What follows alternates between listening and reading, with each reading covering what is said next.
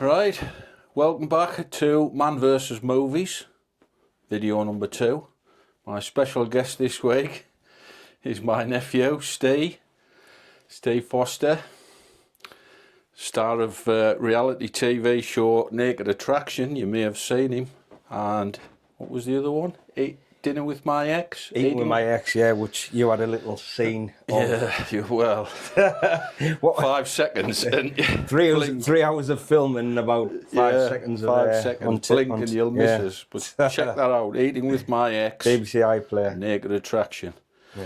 Before we get started on the movies, as is customary, we tend to talk about a sporting event of the previous day, which yesterday was the magnificent win of Newcastle United, team. Was indeed. Over Man City, 2-1. Somebody predicted the score. Who was that? 2-1? 2-1, that's, 2-1 or 3-1, but... Yeah, so what made you think they were going to score? I don't know, I just... Win that game? I felt we've had such a bad run recently. It was, that's true. We always do well at home as well, it was in our favour. Yeah. We don't do too bad against Man City. No, we have got a good record against them, haven't we? Yeah. Starting with Eddie Howe's managerial. Yeah. Did you manage to catch the highlights? And I know you were at boxing last night. I was, yes. I watched our friend Danny Wall. Danny, sorry, not Darren. And good easy win for Danny last night. Yeah, he was on top form. His cornerman Kieran was there, and it was a good show. So well done, lads. Well done. I managed to see the highlights of the Newcastle game on Match of the Day. Absolutely. So when I got back, Harvey Barnes, 2 goals. Yeah, Mr. Barnes. Could have got a hat-trick. Yeah. To be fair, even Walden Mada, he could have scored a few. Didn't he hit the post with a it was a header? Was it a post? I can't remember now, but it was straight at the keeper. Keeper's hands, I think it was. That's right, yeah. So, but that back line yesterday, I thought was phenomenal. I mean, obviously he had Hall back. Yeah. Shah. I can't remember his name. Begin with B. Botman. Yeah. And then Livramento. How would you forget Botman? And Livramento, to me, that's... Dan Burns lost his place there now after that performance last night. Wasn't he out injured? Was unreal. I think didn't he get a red card last game or something? Oh yeah. Yeah. So he had to miss a game. Oh, there you are. Gordon obviously he wasn't there. He wasn't on the bench. No. I think he's injured. Is he injured? Yeah, he's injured. Yeah. I'm not up to date with the current status of. I was happy with Harvey Barnes in his spotlight. He was phenomenal. So absolutely where's that put us in the table? I haven't checked. Well, I think we only jumped up a couple of places. I think it was like 15, something like that. I can't remember now, but not far behind though. In the next game, we'll jump up to possibly 7th or something like that. I think it was. So we've got to win it first. We've got to win it. Anyway, it was a good result. So I reckon we could. Good result. Yeah. Right, back to the movies. First one, I asked Steve to watch Scarface. Another one. I'm pretty good at picking old classics. So it's a 3-hour epic starring Al Pacino, Michelle Pfeiffer, going back to the 80s. I think it was 83 it was made. A Brian De Palma directed movie. He's renowned for his action and his good sequences in movies. So what did you think of this then? Not really your genre. Not my genre of film. New to me, obviously drugs and whatnot. Yeah, I'm more of a horror kind of guy. But it was good. Obviously back in the day, 1980s, it would have been phenomenal. Like there was a bit of gore in it. One of my favourite scenes that I seen was where the guy got took up in the helicopter. Oh yeah. That obviously was pretty... dropped him out. That was pretty gory. That, and obviously the last scene that lasted about 10 minutes. Say hello to my little friend. I'll pick up a piece there. When I was watching that, I didn't know that was actually a scene that was taken out of Home Alone, where he said, "Take my little friend," and then I didn't know that was Scarface. That's come from Scarface. That shows how good of a film it is to put it into another film. Oh yeah, What about the chainsaw scene at the beginning? Yeah, midway. Where his friend gets cut up by the chainsaw. Yeah. But obviously, you couldn't see so much of that. No. I can imagine there's plenty of blood flying around.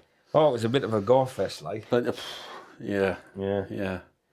But, Yes, a tale of drugs and that ending was his rise and fall from grace. Yeah, I've got no, I know nothing about the film. I've heard of it, Scarface. Yeah. And I didn't know how it was going to end or anything like that. What it was about. I knew it was drug related, etc.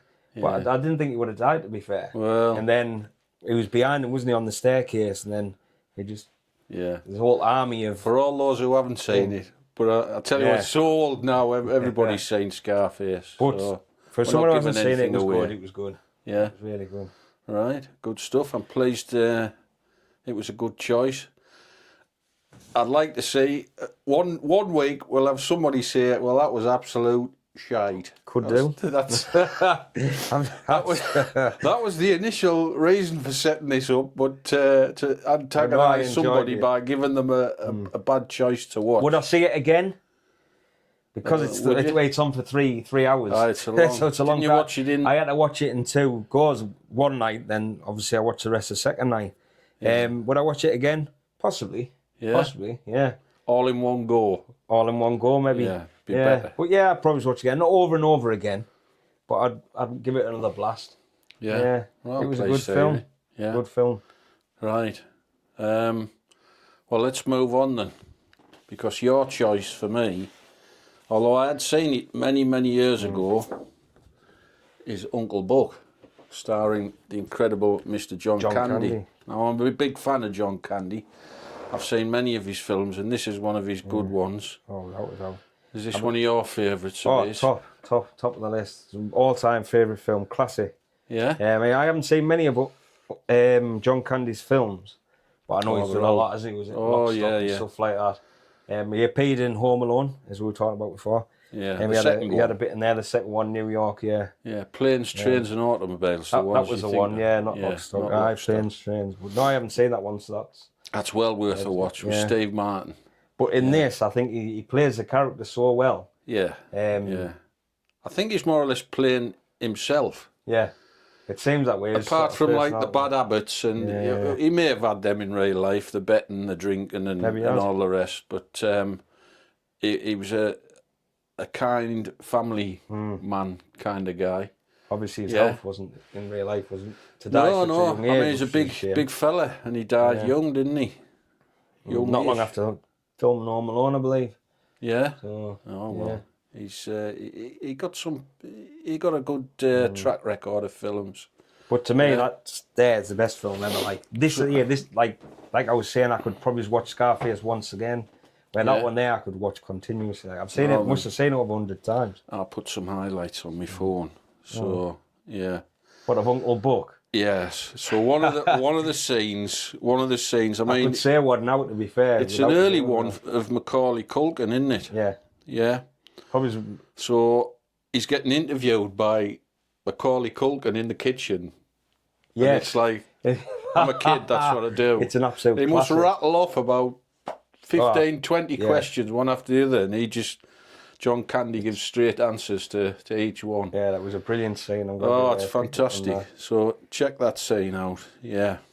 Can I say another scene that I thought was brilliant? Was where John Candy, he goes to the school, obviously to talk about his granddaughter or whatever. Yeah. And he said, as he's walking out, obviously grilling this principal or whatever she is. Yeah. Stands up, I have this nickel. And go down the street and pay for a rat and all that thing off your face. She has a big water on her face. Big mole on her chin. Yeah. And he walks out and says to that lad, yeah, but he gives her a lesson or two, doesn't he? Yeah. Brilliant. She's a bit naughty nasty to kids and what have you. And they're only 6-year-olds at the end of the day. And he's called in to comment on his niece's behaviour. And he puts her right in her place. Yeah. And then he walks out. This is a subtle moment. You can see through the glass he lights his cigar and walks off. Or he walks the wrong way and he has to go back the other way. Well done. Yeah. So that was but it's a bit of a morality tale as well. I mean, the young girl.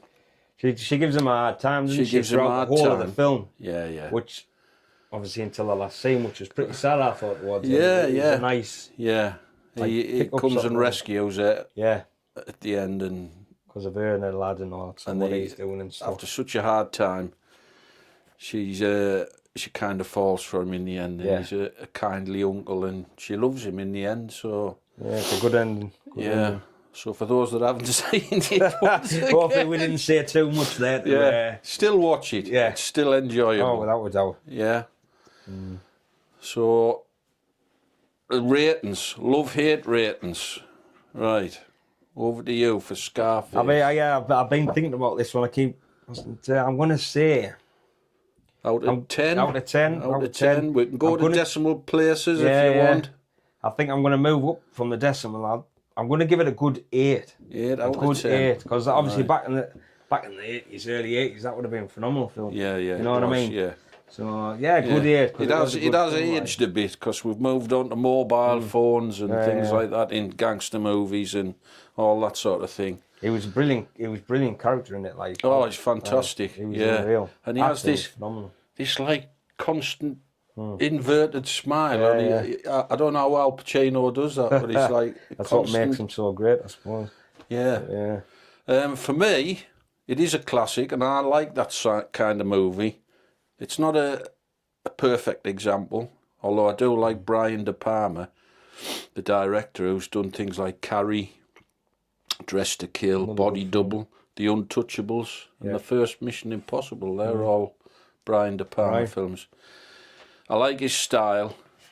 I love this film, but like you say, it is a film of an age. It's of the 80s. So I'm going to give it an 8.5. Yeah, it's not quite a perfect example from that era, but it is excellent. Yeah. Moving on, Uncle Buck, out of 10. This is the one. Yeah. Over to you, Steve. What?